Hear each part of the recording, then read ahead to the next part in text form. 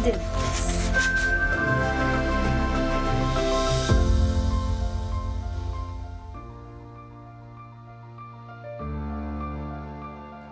Yan po ang actual video ng weight loss journey ng ating bisitang Lodi Millennial Mom.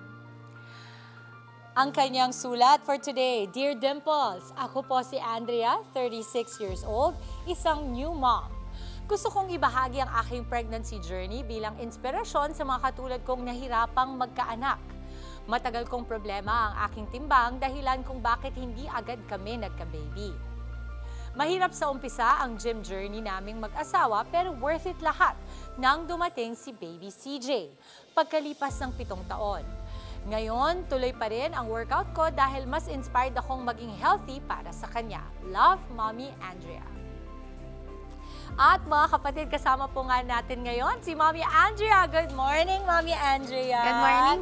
At hindi lang si Mommy Andrea kasama natin. Kasama din natin ito si Daddy Joseph. Si Mommy, what's the name of your mother-in-law? Mommy Erlina. Mommy Erlina and your baby CJ.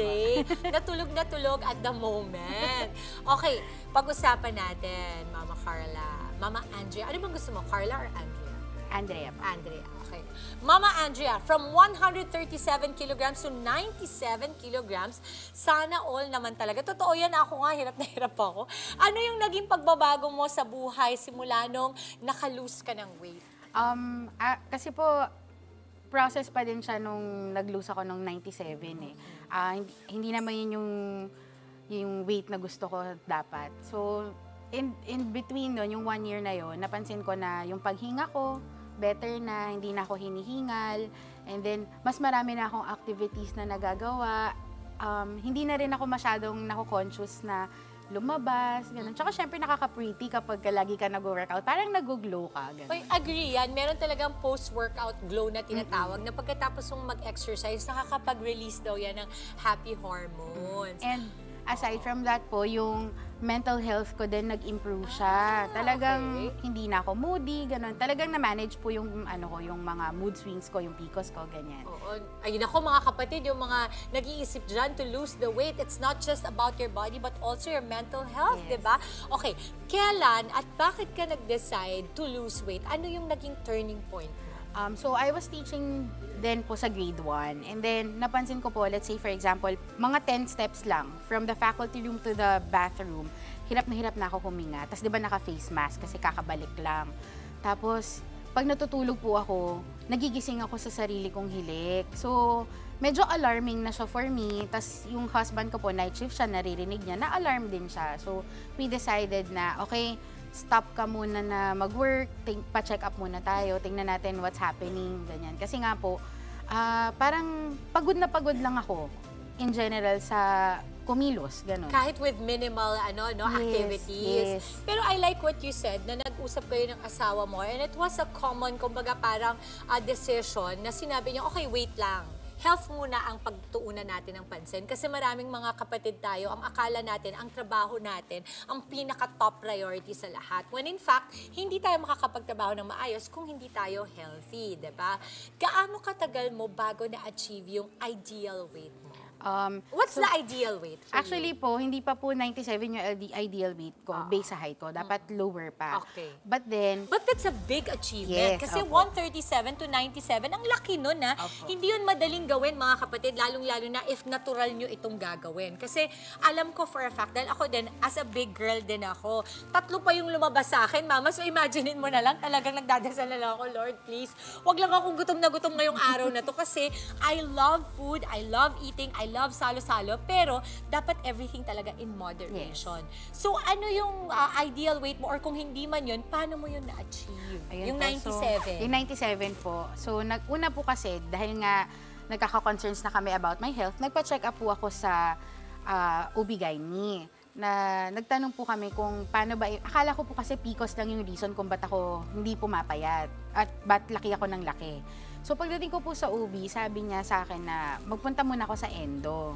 Actually po, when I went there, ang purpose ko lang talaga is to manage my PCOS. Tapos sabi niya sa akin, bata ka pa, pwede ka pa magkaanak. Nung time na yun, wala na sa isip namin magkakaanak ako eh. Kasi 7 years na kaming married, parang accepted na namin na wala na. Tapos, he just gave us hope na pwede pa. ganon. Tapos, What's the name of your doctor? si Dr. Anthony Ancheta po. Hello, Dr. Anthony Ancheta. Hi, Doc. Siyempre, alam mo, dapat sinashoutout talaga natin, Yes. binibigyan natin pugay ang ating mga doctors, lalong-lalo na if they give us not only guidance when it comes to medical or our health, but also hope. Yes. Kasi yan naman yung pinangkakapitan talaga natin. So, Doc Anthony Ancheta, mabuhay po Hi, Doc. kayo. Oo. Ayan po. So, he said na punta ka muna sa endo. So, yung endo ko po is si Dr. Maria Puno Ramos. Oo. Pinapunta niya po ako doon. Sabi niya, pag sinabi ni Doc Ramos na pwede ka na bumalik sa akin, saka ka bumalik sa akin. Okay. So, pagpunta ko po kay Doc Ramos, ang una po niyang pinagawa, labs. Nagpa-laboratory ako. Blood test, ganyan. Yes, lahat. Oo. Tapos lumabas po na aside from PCOS, mayroon akong obese, tapos may high cholesterol, and then type 2 diabetes, and then nodular goiter. So sabi ni Doc na kailangan i-manage mo na lahat yan before you try to get pregnant kasi po, magmi-miscarry lang ako. Ganon. So, yun na po, nag-enroll na ako sa gym. Tapos, we started, ang dami kong meds. Nag-i-injection pa ako. Tapos, para mga 7 yung pills na iniinom ko. By the time na pregnant ako kay baby, ang iniinom ko na lang po, isang pang diabetes, tsaka vitamins. Oh, that's amazing. Opo. So, ang laki talaga nung naging difference. Yes. Nung you took a step forward and said, okay, let's see kung ano ba ang kailangang i-address. Kasi mga kapatid, marami po sa atin, di ba, sa una pa lang, natatakot na tayong alamin kung ano ba yung nagiging problema sa ating katawan. Pero sa'yo, you did it right by really stopping and saying, hindi ako matatakot alamin kung anong kailangan ko malaman sa katawan ko para magawa natin ng paraan at ma-address natin. And true enough, bago ka nagbuntis, cleared na yon. Yes, Konti po. na lang yung naiwan sa'yo. Apo. So, nung nag-97 na ako, sabi ni Endo, o balik ka na kay Doc Ancheta. 1 year, sakto 1 year na po ako sa gym noon. Oo. Opo. Wait, gusto ko, ay, napakagwapo naman. Wait, gusto kong malaman. Kasi syempre marami sa mga kapatid natin, they wanna lose the weight also for health reasons. Kasi sabi mo 1 year, di ba? Gaano kadalas kang nag-gym? Ang gym ko po nun, since nga wala akong work, tapos si husband po is very supportive, hinahatid sundo niya ako sa gym. Opo. Tsaka sumama siya sa gym, nag-enroll din siya. So, ang gym ko po nun, sometimes 6 to 7 days a week. Wow! So every day. Yes. How many hours or minutes in a day? Dapat po 1 hour lang yung PT namin ni coach, pero minsan po nag-e-extend kami. Plus, I take all the classes po. Ay, that's Kasi amazing. sinulit ko. Ang sipag mo din. Oh, kasi nandun ka na, di ba? Yes. Okay. Naging madali ba para sa'yo yung pagbubuntis mo kay baby CJ? Happy pregnancy siya. So, nung dumating si CJ, sobrang happy namin. Pero at the same time, syempre, stop lahat ng meds ko, nag-insulin naman ako. Nag-inject ako ng insulin. So, doon lang po yung medyo mahirap na part. Pero, Gestational ka ba?